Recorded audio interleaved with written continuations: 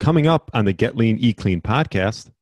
Lectins today, I think, have been highly problematic because many of the traditional foods that we are eating in mass, say corn, rice, soy, these are very high lectin foods. And if they're not prepared properly, then this toxin slowly accumulates. And it's not a toxin you're going to feel. You're not going to feel it for a very long time.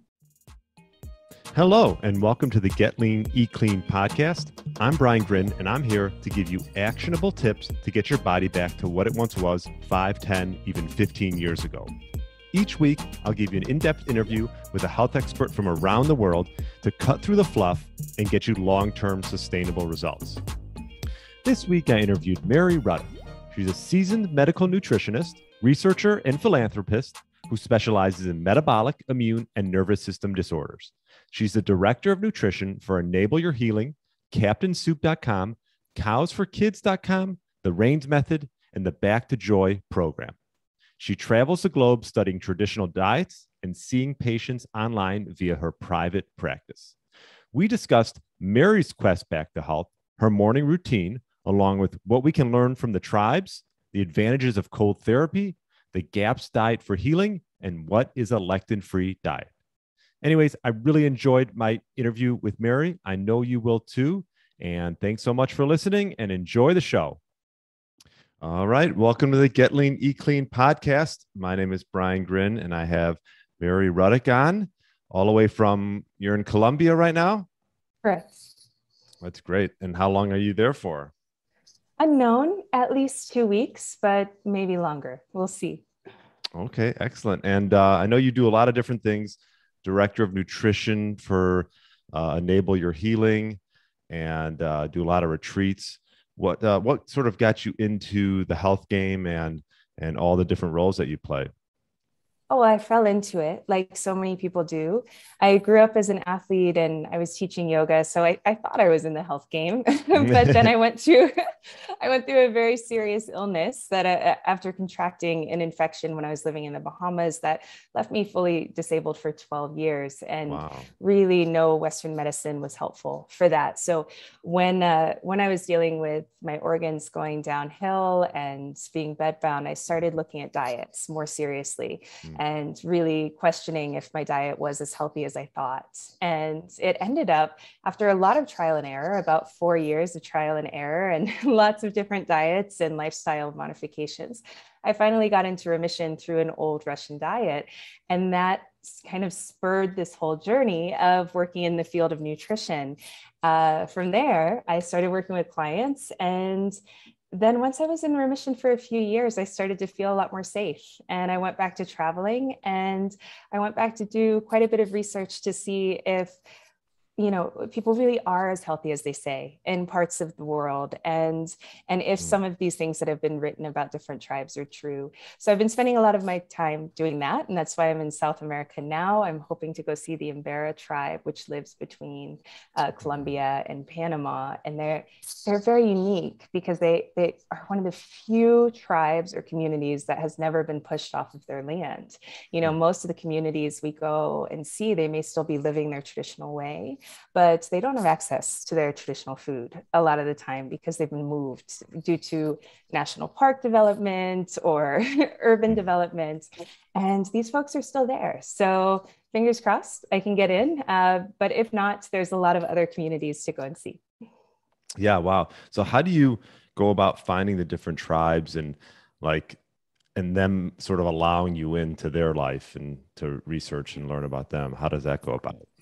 Good question, because that's one I always get socially, so we might as well cover it on a podcast. Yeah. Really, it's just through a lot of research, a lot of meet and greet. It's wonderful when you travel as much as I do. You end up meeting pretty fascinating people, and through their connections, a lot of times you can meet different people. So it's mostly through friendships. And some of these groups are harder to get to than others. And, my main goal when going to visit a community is to get a proper translator. That's really what I'm looking for. Right. So, Yes. So for instance, when you're in Tanzania, when Brian and I were in Tanzania earlier this year, there's 127 different tribes or communities there and 127 different languages. So they have Swahili as a bridge language, but if you use Swahili to go visit a tribe, you're missing quite a lot. The translation's not going to be perfect. So I usually try to find someone who grew up right next to the village, was playing with the kids, knows the language well enough to have jokes, right? So a very strong commandment, and then we go from there. And that's typically how I go. So I don't tend to do the organized tours. Wow. And what are some of the things you learned from like the Hadza that you can apply to yourself or for maybe clients and things like that? Well, I think I learned a different definition of health. The Hadza and the other groups have this independence from striving, this full satisfaction. And I don't just mean that emotionally, I mean it physically. They don't really need water or food. Wow. I mean, they just are never in a sense of lack. And so, they don't store food for the next day and they're not worried about it. They know they'll get food tomorrow and they're not hungry. So they're fine. And with water, they can go for ages on just nothing. Tim Noakes has written on this the best, and I would be a rookie in comparison to him on the topic of water and hydration. But it's quite fascinating because with each of these groups that I go to, although they each have different lifestyles and different diets and different cultural beliefs, they don't require much water, and none of them are in food scarcity, which is the opposite of what we would think. Yeah. Is it because they're so full in other areas of their lives that they don't feel like they need to be filled with food all the time? And they know that eventually they've probably gone days and days and days without food and water and been completely fine. So they don't really panic or anything like that. I think they're very well balanced. I think they have so many amino acids, right? They have these great proteins, which make their feel good chemicals. And you've done fasting. So when your blood sugar is balanced and you fast, you don't even think about food. You forget about it. And when your blood sugar is imbalanced and you fast, it's difficult. You're hangry, you're terrible to be around, your mind is on a loop of what you can eat as soon as your fast breaks. And so I think they're actually just very chemically well balanced from the way that they eat and live. And the emotional support helps as well, but I really think it's more the physical balance that they have. Yeah. And what were the things what were the main things that they were eating? And if they weren't drinking water, were they drinking something else? No, not really. Wow. They all drink very small amounts, which is finally answering a question that I've had for a long time, because the disease that I had made me incredibly thirsty. It offsets your vasopressin and your parasympathetic and sympathetic system. And so you're just constantly dehydrated and wanting to drink. And I remember going into antique stores and wondering, like, this cannot be historically correct. All the antique stores have tiny glasses. And when you travel through Europe, water is rarely served. It's small amounts. What is going on in America where we're carrying around jugs of water and we're competing with who can drink more each day? So I've always kind of wondered about this. I think they're not dehydrated the way we are. And I think there's a few factors for that. For one, with the tribes like the Hadza, who are primarily eating mostly meat, at least 3 seasons of the year, and fat, that doesn't dehydrate the body, right? A carbohydrate requires 4 times as much water to process as a protein or a fat. So depending on what you're eating, you're going to have a different water requirement. But what I think plays more into it, if I'm honest, and again, this is my theory, so this could be wrong, is that we're constantly stressed around the world, and not even in ways we realize, like light pollution and sounds and not being around family. We have a lot of stressors that we wouldn't think of as emotional stress. And when we're stressed, we get dehydrated. So I think that's really playing into our higher need for water in addition to the modern diet. Interesting. And is this something you've implemented with yourself where you're like, wow, I don't need to drink as much water? Or because, that's such a mixed message, right, that we hear. Yes. Yeah, I think for me, it's really changed through the years. I think if you're thirsty, you should drink. I mean, being dehydrated is a terrible thing. Right. And most people I meet have very imbalanced electrolytes. So they're not uptaking water into the cell properly. So I see a great deal of dehydration. So it's certainly not that we should just stop drinking. But Right. I Right. have noticed the healthier that I get and the longer I'm out of illness, the less I need water. So for instance, I never would have even gone to the grocery store without a bottle of water before. And now I'll get on a 13-hour flight and not think about it and not have water. So I can go longer periods of times. And sometimes it's more challenging. Like there was one episode I was hiking Mount Olympus and I didn't know I was going to be hiking Mount Olympus. Oh. So I didn't bring anything. and I was very thirsty. We left in the morning, so I hadn't had water yet. And so I just practiced the Russian method of dry fasting. And that was a mental challenge, but it worked. Whereas usually it's more natural. But if I'm thirsty, I will drink water. And how do you, like, I know you're traveling all over. How do you maintain a healthy lifestyle to travel? I think that's like a common question that comes along with a lot of people is what things do you do to prep yourself to live a healthy lifestyle while you're traveling? Oh, it's a great question. I start off every day exactly the same. So I maintain a morning routine and I build my life around that. So that really helps to keep my stress low. And it's a good barometer for me to see if I'm getting tired, if there's any burnout, if I need some rest, if I need to not do so many chores and take a day off. So I work out every morning. I meditate. I do a gratitude journal. I get outside. If it's nice, I'll go for a walk or I'll do light therapy, cold shower. So I have a big morning routine that I do every day. And then that honestly keeps me happy because when you, I don't know about you, but if you start your day thinking of nothing but what you're appreciating, it's hard to look at anything you're going through as a negative. And with my lifestyle being such a blessing and such a choice, I mean, this is like a dream come true for a girl who was in bed for so many years. Like this is amazing. So it's a little hard to be like, oh man, it's real tough to be in Colombia right now. Yeah, right. I can't really complain. So that really helps. But the other ways that I maintain my health is through what I eat. So I try to keep my stress low through reframing rather than changing the circumstances. Mm-hmm. And then what I eat. So if I'm in a tropical region, like I am right now, I'm going to be deep in ketosis. I'm going to have like a 6.0 of ketosis. And I do intermittent fasting, and I've done that for a very long time. That's really helpful for the immune system. I'm not rigid about either of these things. So if I'm suddenly hungry one morning, I will eat breakfast. But on the whole, I do the intermittent fasting, and then I maintain deeper levels of ketosis if I'm in a tropical region with lots of infections. Like I'm in the rainy season right now, which is when all the bad stuff is here. So if I'm in France, I may not be. I may go out of ketosis. I don't need that antiviral quality as much.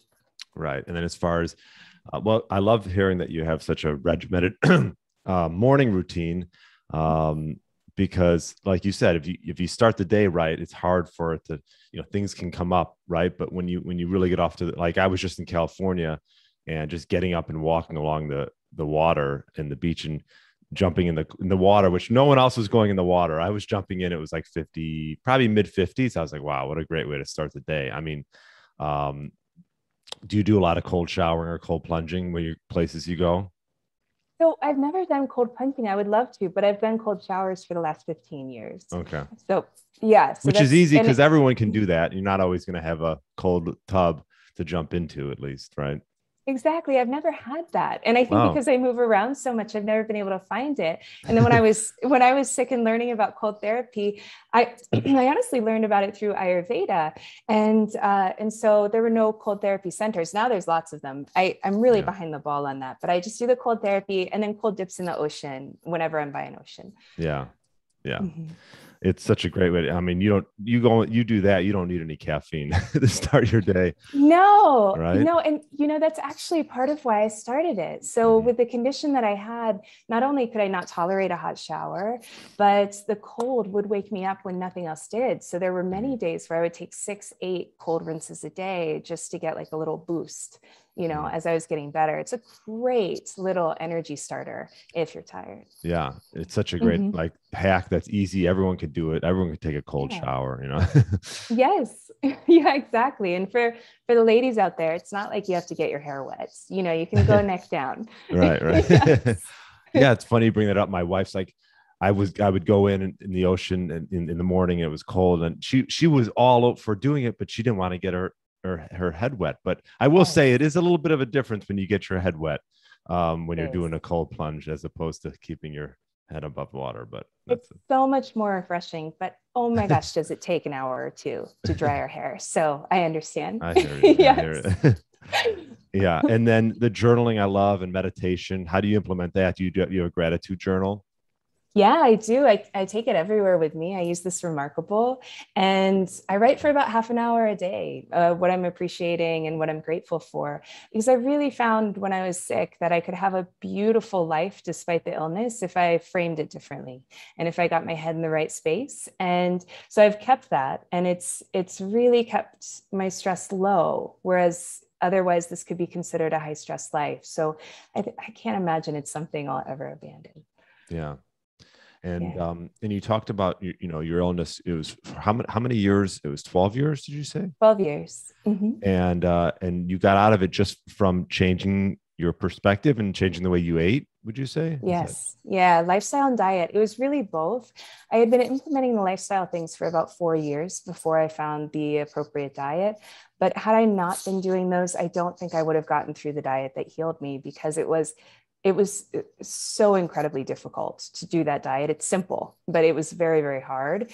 And so if I didn't have the emotional fortitude and the mental fortitude brought through from the lifestyle things, I would have failed. So they were both very necessary. And you said it was a Russian diet? I'm just curious. It was a Russian diet. It was a Russian soup diet created by Dr. Natasha McBride called the GAPS diet. It's called either gut and physiology syndrome or gut and psychology. And I did it. You can do 100 different versions of the diet. There's some main principles like zero starches, so you don't feed bacteria and these kind of things. But I did a unusual version. I did a ketogenic version where you just eat soup for each meal. Wow. And I noticed you have a company. Is it called Captain Soup? Yeah, it's not my company, but Okay. I make their recipes. Oh, well. And did that come about because of your whole, what happened with yourself and using soup as healing? You wanted to. You know what's so funny about that? So I never met anyone who had my condition for several years. And then I never met anyone else who healed themselves through soups without the guidance of someone until about 8 years into remission. And I'm living in Eugene, and I have a brick and mortar, Eugene, Oregon, brick and mortar office, where I'm seeing clients. And one of my clients introduces me to Brian, who's Captain Brian of Captain Soup. And he had healed himself through eating nothing but soups as well. And so she introduced us, and we immediately hit it off and started playing in the kitchen and creating new recipes. So it's been a really fun, playful project and a great collaboration. But no, it actually didn't come out of my story. It was more of a unique kismet meeting of two souls that had a similar journey. Wow. And actually, my thought regarding soup is that would be great if you're traveling a lot to have that, bring it with you, right? Because all those soups are they all, you just can bring them pretty well. You got to keep them frozen though, right? Yeah, it's not hard though. I'll tell you what, because I have a lot of clients who need to be on the soups as well, and they're pretty easy to travel with. Mm-hmm. And for Brian, the reason why he did the soups was because he was in the military at the time, and so he would fly hundreds of jars of soup to whatever country he was in, and then he would eat that. For me now, though, I have to say, in other countries, kitchens, bathrooms, they're so different. Even in kind of fancy countries, the kitchens are tiny, and there's often not an oven. You have the stove. So it's much easier to eat one pot meals. So it's great to go to the grocery store, get things, just make a pot of soup, and then eat off of that. So it saves you dishes, it saves you time, and it is easy with traveling. Yeah. Well, that's great. That does make a lot. If someone that's trying to get into healthy eating, I feel like soups is a good way to go. Because it takes time. One thing I find actually with myself is sometimes like I eat a lot of carnivore keto is, I'm not, I'm sort of a fast eater, but like with soup it takes time. Like you sort of slow yourself down, and it's more intentional. And, in the winter months, I like to make a lot of soups and stuff. So I love the fact that you're you're doing that with that company. I'll definitely put a link in the show notes for that. Oh, thank you. And I noticed you have an educational course regarding a Yes. lectin-free keto diet. Is this something that you align yourself with on a day-to-day basis? Yes. So yeah, I personally avoid the lectins unless I'm in a restaurant. I'm not rigid about it. But with my clients, I most certainly do. Yeah, my policy when I first started working was I didn't want to sell anything because I wanted people to know if I was recommending something that was genuine. So when Captain Soup approached me, it was different because it was like, well, I know that works. and then I got so busy, my wait list was so long. So I started to try to put my knowledge into video courses because a lot of people are like me. If I read a book, I'll do it. Whereas other people need handholding, and those are the ones who come to my practice, right? Mm-hmm. So I've been really working over the last few years on getting as much of this documented for people that are self-starters. So I have a practitioner training program where I teach doctors, nutritionists, and all of that what I do. And then they can take that to their patients and their clients. And then I have a few different courses for things like long COVID and dysautonomia. And then I have the general ketogenic lectin-free program, which I did with Courtney Johnson. And that is just an excellent overall course, which goes through history of like cholesterol. It's a more knowledge-based course. So if someone wants the knowledge in addition to the how-to for that specific diet. Yeah, wow. I think that's great. I think it's all about educating yourself, right? Yes. You don't really, I just had Dr. Bradley Campbell. He's a holistic doctor in the area that I live in, and I've gone to him a bunch. And, he has all this education, but a lot of times the doctor that you're going to probably doesn't know a lot, just a traditional doctor, nothing against them, but they're just not trained the same way like a holistic practitioner would be trained, Yes. Yeah. They just don't have it. We have different fields of knowledge. And so if we can merge that, then we can get this to the patients a little faster. I'd really like this to be household knowledge. That's kind of my goal so that people, if they get sick, they can turn it around quickly. Yeah.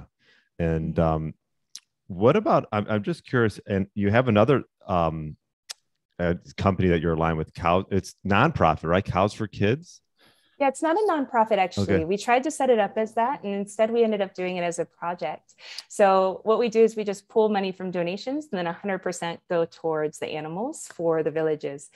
When Brian and Jay and Draco and I all toured through Africa this last year and went to all those different tribes and communities, the ones that we went to that were still in perfect health they're most likely the last generation if something isn't done about their perfect health, because the kids are mandated now to go to government regulated schools, which we would think are good, right? But it's not great because at the schools, the government is feeding them and it's not their traditional diet. There's all sorts of other issues about that as well, but that would probably take some time to go into. So what this organization does, or what this project does, is we pool money and then we buy animals so that the different villages can have their traditional diet in the school. So if it's a Chaga school, they're having a Chaga diet. If it's a Maasai school, they're having a Maasai diet. We give the first round of animals to the village. They're already raising the animals. It's their traditional diet. And then those animals have babies. So it's not something that you have to keep funding, right? It's just a starter. So we're doing that. And we've already started, actually. So we've fed 400 kids in Zambia just in the last month. And that's been really good in a small village. And now we're working on the Maasai village. So we have the funding for 4 of the main. And then I'd like to take this worldwide so that we can continue to keep these pockets of areas that are in perfect health. So we do that, and it's a lot of volunteer time on Brian and I, because we don't take any of the money. We pay for our own flights, we pay for everything ourselves. But we're also including a school educational program to counteract this food pyramid, this vegetable oil movement, this kind of thing, for them to understand the importance of their own traditions. And that's it. So they'll be educating themselves. We're just going to help them implement that with the children and see, like, this food that our ancestors have been eating, there's a reason for it. And this keeps us healthy in this way. And this is why we're strong and all of that, so that they have some of that knowledge and it doesn't get lost. Wow. That's a great cause. So are you seeing that with a lot of the tribes that you visit, that they're just getting influenced by Western society, and eventually these tribes will just get a lot of maybe which is sort of the sad thing, get a lot of the disease that's happening in the States and things like that. Yes. Yeah. So that is what's happening.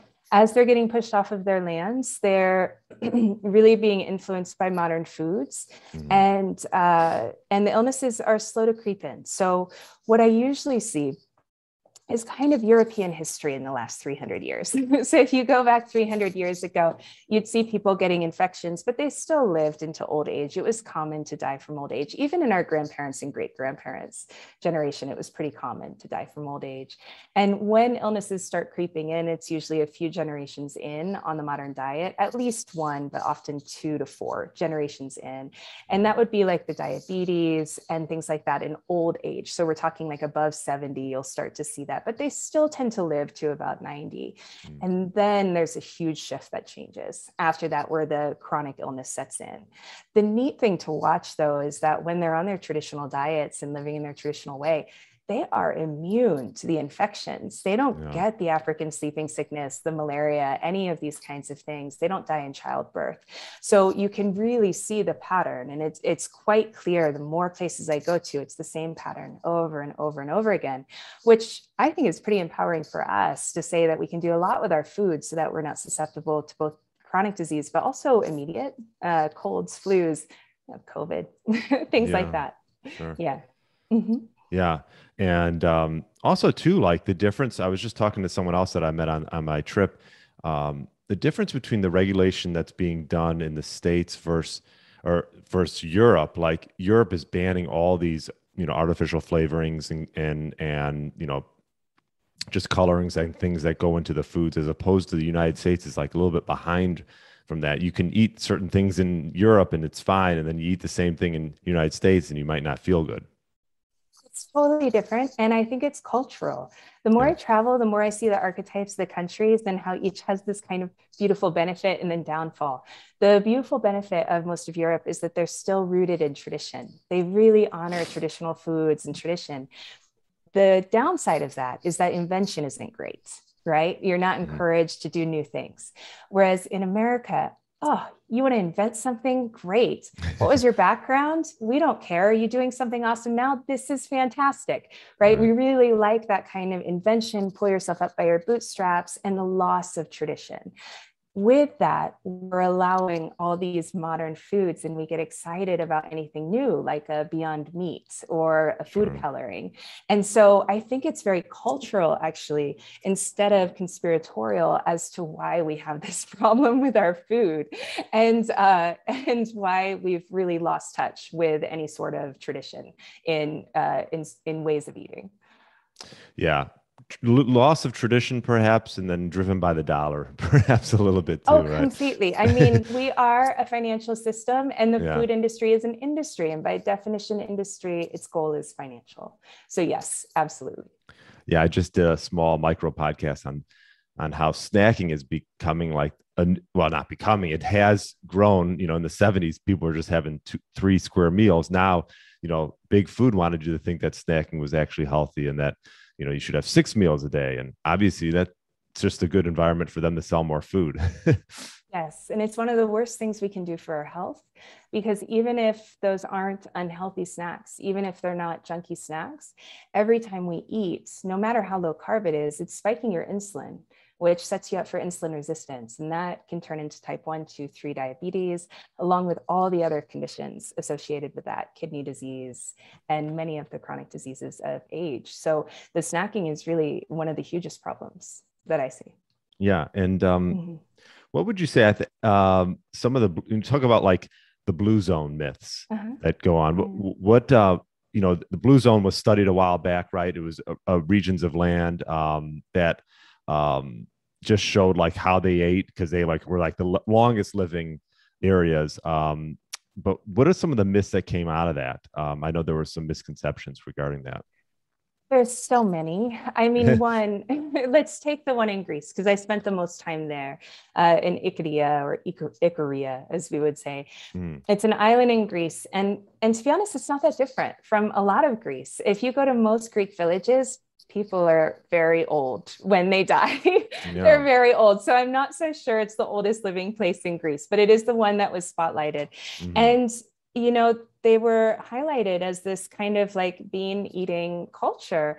And the Greeks honestly eat it all. They eat all the food. So you can't classify them under any diet, but they missed a lot of things on the questionnaire through loss of translation. Like they didn't ask them about dairy consumption, which is massive. They eat a block of cheese between each meal for each person. All right. They all make their own cheeses as well. So that's a large part of their calories. They did not factor in several of the animals that they eat on a regular basis. The Icarians hunt pork, and meat is abundant. There seems to be this pervasive myth that meat is a hard to get thing in the world, and that certainly people would have lived off of crops instead. And that's actually the opposite in regions like this. Crops are very hard to grow on an island like this. You're not going to have wheat. You're going to be eating things like sheep and goats and fish and dairy and wild greens that grow 3 seasons of the year, mushrooms, fruit in the summer. That's what you're going to be eating. So, and some root vegetables. So there's a lot of misconceptions. People really just get kind of, it's like an earworm that meat was hard to get or animal food was hard to get. And everywhere I go, it's actually quite the opposite. So there it was quite meat heavy. And to be honest, I didn't expect it to be. I thought it would be more accurate from the book. I really did, because Greeks do eat a lot of carbohydrates throughout the mainland. They're not a low carb culture. They do nose to tail eating always. There's always liver and you eat the eyeball and all of this. And then there's honey, there's yogurt. I mean, it's nose to tail eating with seasonal plants, and that's normal. So I expected to see a lot more beans and things like that. And so we stayed a lot in houses. We went to dinners. What surprised me the most were the restaurants. I thought the restaurants would cater to this kind of blue zone ideology. And so I thought, okay, well, maybe in the houses they eat like this because the grandma is cooking, but maybe in the restaurants, we're going to see more of the beans and all of these things we've been told. And even there, it was like pork head stew and liver as the special. So it was really quite different. And I don't think it was intentional. I think it's just when people haven't had an eye for studying food history, it's easy to misunderstand what's happening. For instance, in the blue zone in Costa Rica, one thing that nobody looked at is what is the cooking fat? That will tell you a lot about a civilization. What they're cooking in? Yeah. Yes. Yeah, exactly. I was just in Mexico visiting some of the Aztec ruins, and our guide was talking about how they ate a lot of plants there. And I was like, okay, what did they cook in? And he's like, oh, duck fat. And I was like, okay, so they were eating duck. And he's like, oh, yes. But they never talk about that, right? So if you go into what fat is being used, you can find a lot out. Like within the Costa Rica that I just mentioned, that blue zone, it was pork fat. That was the traditional fat. So you can see that it's small things can be missed that make a big difference as to whether you think it's plant-based, animal-based, or a real mix, which is often the case. Right. So some of them were eating plants, but they were cooking it in duck fat. So it was sort of both, right? That's right. Mm-hmm. Yeah. And I think, it can go a long way if you cook for yourself, or if you, even if you go to a restaurant and you ask them what they cook in. Like I was at a restaurant last night. I don't love to go out to dinner, but sometimes, it's a social thing. I just asked them to saute whatever they were sauteing like broccoli or mushrooms. Like I just asked them to saute it in butter and not oil. And, it's just those little things that you can do that can go a long way. Huge way. Yeah. Because our fat informs our cellular membrane. And if your listeners have not gone into the cellular membrane, get ready to get your mind blown, because your fatty acid layer there is very important. So yeah, small things like that, getting food steamed, cooked in butter will go a very long way. Yeah. And why don't we touch a little bit on lectin-free eating? This is not something I probably even do on purpose, but I've gotten away from grains and things like that. Maybe explain to the audience a little bit about what that's all about. Sure. I'd be happy to. So lectins are one of the plant toxins. Plants have many different ways to defend themselves. And some are pesticides, some are herbicides, some are to protect themselves against mammals. Lectins are to protect against mammals. And they're a short-living toxin that goes into our body. It's a sticky protein, so it will stick to the walls of our gut. And in layman's terms, it will pierce a hole. Now, there are good and bad lectins. So I'm not talking about all lectins here. There's not a word to discern the two. Like there's a lectin in avocado that doesn't hurt us. So not all of them are bad, but they're sticky proteins and they deregulate the nervous system and the immune system. So they can cause a lot of problems there. Now, in traditional societies, all the ones that I've studied, they either didn't eat lectin-rich foods, or if they did, which many did, they had cooking methods or preparation methods to remove the lectin. Furthermore, they did a further step, which was eat another food alongside with it that would actually block the lectin. It would stick to the lectin and pull it through the gut so that it didn't touch your cells. So lectins today, I think, have been highly problematic because many of the traditional foods that we are eating in mass, say corn, rice, soy, these are very high lectin foods. And if they're not prepared properly, then this toxin slowly accumulates. And it's not a toxin you're going to feel. You're not going to feel it for a very long time. And but when it creates a problem, it's a real problem.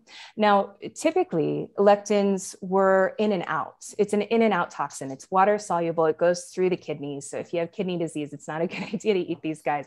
But they go in and out pretty quickly. However, since we have been bringing in foods from all over the world and importing foods from different regions, we now have another issue. That is that we are combining plant toxins that really should not be put together. So for instance, if we were just eating lectins, that would be one thing. But when you combine a lectin with a solanine that's found in, say, tomato or potato, that solanine is fat toxic. And that's going to stay in your body for 30 to 90 days. So now you've got a lectin that stays in your body for 30 to 90 days. So the loss of the food processing of our ancestors has really caused a huge problem because we could say we're eating a similar food, but what it's doing to our body is completely different. Yeah. And some people, and correct me if I'm wrong, obviously are more sensitive than others to lectins. Yes. Probably, and it's probably based on their background, their tradition, like, for example, like nightshades, right? Some people are more sensitive to those. They've probably grown up eating tomatoes their whole lives and eggplants, and it's not an issue, which you probably see in some cultures, right? No, actually, like my fiance is Greek. He's Greek and he grew up eating a tomato salad every day. He was so proud of it. He had one of the worst cases of psoriasis I've ever seen. He's had it for 30 years. It was just bleeding and weeping.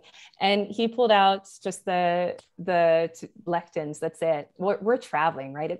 He couldn't do the diets I prescribe. And it reversed in 3 months and he's never had it come back. So even if you grew up eating some of these foods, it doesn't mean you're safe.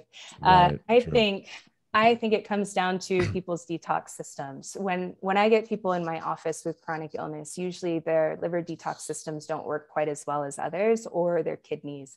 And that has a lot to do with your microbiome and a number of other things coming into it. It also matters what you're eating with those foods. So for instance, food combining is actually very important. And we've lost what's important with this when we step out of traditional diet. So take the Japanese diet, the traditional Japanese diet. They used to eat taro as their starch, and then they moved to white rice and pork and fish. Well, if you eat white rice and pork and fish, you're fine. But if you just happen to not like pork, which some people don't, and so you eat the white rice and you don't eat the pork, you end up with beriberi, which is a thiamine deficiency because the white rice has a thiamine binding protein. So there's lots of things with traditional food combining that we didn't understand.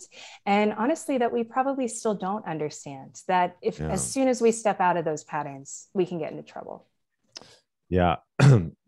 And you talk about food combining. Do you have any thoughts around, like, I've heard mixed opinions on this, but like eating fruit alone or mixing it with other things. What are your thoughts around that? Yeah, I know a lot of people are really jumping into the fruit bandwagon these days. I'm still not. I think if you're healthy, it's fine if it's seasonal, but I've seen fructose do quite a bit to livers, and I've seen people reverse their liver disease by pulling it out. So I'm not on this big fructose bandwagon.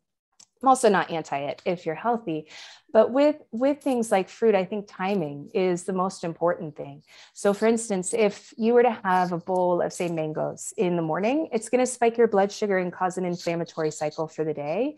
Whereas if you have lunch at noon, whatever that lunch is, as long as it's lower carb, and then you have that same bowl of mangoes at 3 p.m., it's just going to give you a molehill. So I think timing is very important.